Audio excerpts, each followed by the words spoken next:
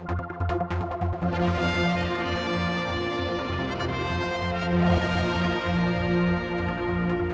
a contentious issue in the Isle of Man. People are taking obviously sides on what they believe in the right to die or not. And we're now joined by Trevor Moore, who's coming to the island on a versioned visit because he got fogged in, I think, or whatever last time.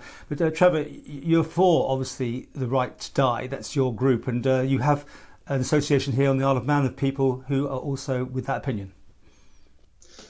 That's right. Yes, we're campaigning for an assisted dying law that would help terminally ill people and also those who are suffering unbearably from incurable conditions to have an assisted death. And we now have around 28 jurisdictions around the world that have introduced a law, and we think it's about time that we had one here. And I know that a lot of people on your island feel the same about your own jurisdiction. Now, there's safeguards in place. I mean, you were talking about people with like 6 months or so to live, is that right? Well, our campaign is actually wider than that because we think that a 6-month criterion is actually very arbitrary.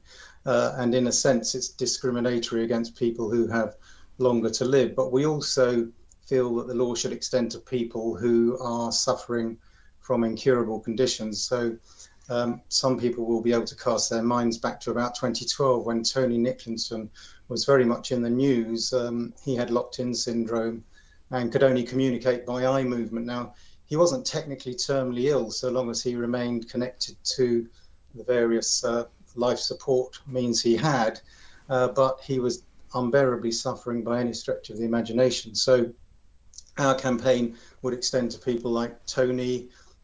Last year, a woman called Sharon Johnston was accompanied to Dignitas by Sue Lawford from Wales because Sharon had fallen down the stairs and was paralysed from the neck down. And we feel that people like that, if they're unbearably suffering, should be able to choose how, when and where they die.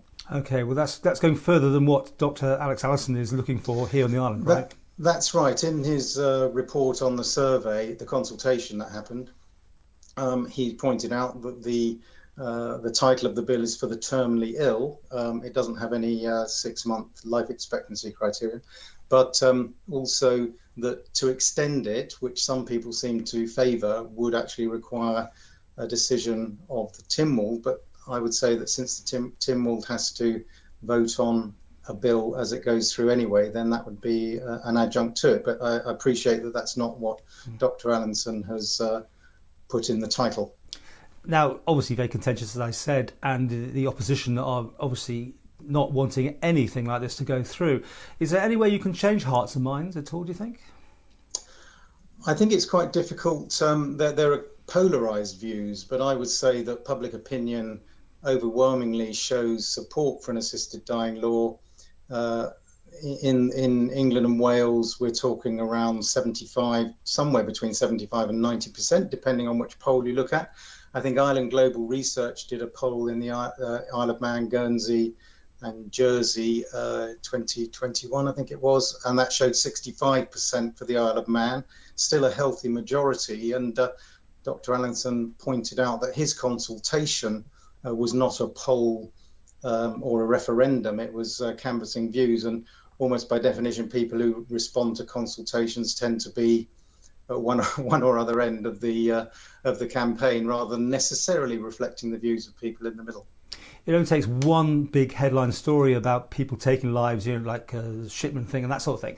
You can see where checks and balances is very important to a lot of people, therefore, to any changes in the law. Do you agree with that, to have many checks and balances as you need for this? There would definitely have to be plenty of safeguards. I would say that, in fact, an assisted dying law would ensure that something like Dr. Shipman didn't happen again. So it's not a sort of valid reference point. But if you look at Australia, I think when they were giving, some of the professionals there were giving evidence to our health and social care inquiry, I think they said in Victoria there are 68 different safeguards. But the primary ones, of course, are that the person must be assessed as mentally competent and not acting out of coercion, but also be assessed by 2 independent medical professionals who aren't connected.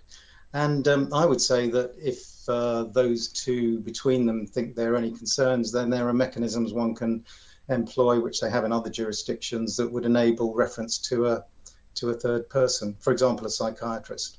I mean, you mentioned Switzerland there because, I mean, if people do want to take their lives, there is an option there. It's not necessarily the right one for many people, but it is there. You don't see that sort of becoming the way of things eventually, that people can just book in. I mean, I'm being, oversimplified, but just if taking their lives and filling a form in and paying the money. Well, I'm not sure whether you mean that they should continue going to Switzerland. Obviously, that's very much dependent on A, being able to get there, B, being physically capable of taking the medication yourself, and C, being able to afford it, because it costs around £10,000 to go to Dignitas. So it's very exclusionary the way. And the most important thing about that is that the safeguards that apply in those cases are Swiss law. Now, I respect Switzerland as a country hugely, but we shouldn't be exporting compassion to another country, because we can look at the experience of all these other jurisdictions that have a law and not only pick the best, but we're an inventive nation, and I know that the Isle of Man is very proud of its independence, its own jurisdiction, and can formulate its own laws, but it does have a lot of track record, as it were, to look to elsewhere. It's not inventing for the first time. Do you think this has got a likelihood of becoming law here? I mean, or in the UK, I mean, how do you think it's going to go? I mean, it's a big thing. It's like making drugs legal almost, isn't it? It's that sort of mind change almost. People actually, as an analogy, often refer to abortion back in the 60s and the efforts it took to introduce the law. I would say this is probably the last question of the human right, the autonomy to decide how and when you die, when your circumstances reach a particular level. It does depend on political will, obviously. In Westminster, they haven't been showing that. We have this inquiry underway at the moment, but it is a select committee inquiry, so it doesn't actually have any particular powers. And we've been learning on the hoof that they can make up the rules and procedures as they go along, obviously, because they're concerned with other issues too. But so we don't even know what the programme for the outcome of the inquiry will be. But freedom of choice, I suppose. No one's going to be forced to do any of this sort of thing. It's just having an option to use if you want to do it.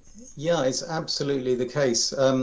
We would say that it's if you look to California, where they have a law, it's called the End of Life Option Act, which I think is a really good description, better than assisted dying, because it makes it clear what it is.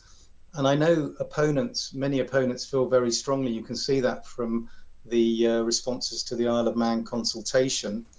Some people of faith oppose on that ground, and one must respect people's rights to hold the views that they do.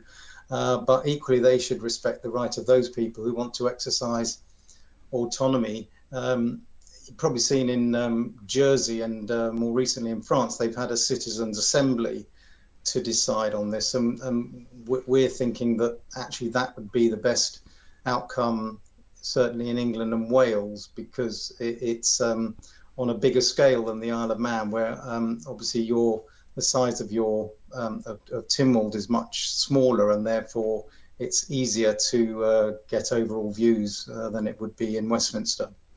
Well, subject to any weather or traffic problems at the airport, just tell us exactly where and when people can come along and hear what you have to say. Well, to be honest, as we speak, the programme is being devised, but there will be an event on the evening of the 26th of June, but we'll be making sure that it's advertised on social media and that people get the chance to attend. And of course, everyone's welcome, whatever their views may be on this. I think it's important that we have a proper discussion and debate rather than polarized views and what someone described as student union knockabout. It's not that. This is such a profound issue that we really need to give it the credit that it's due.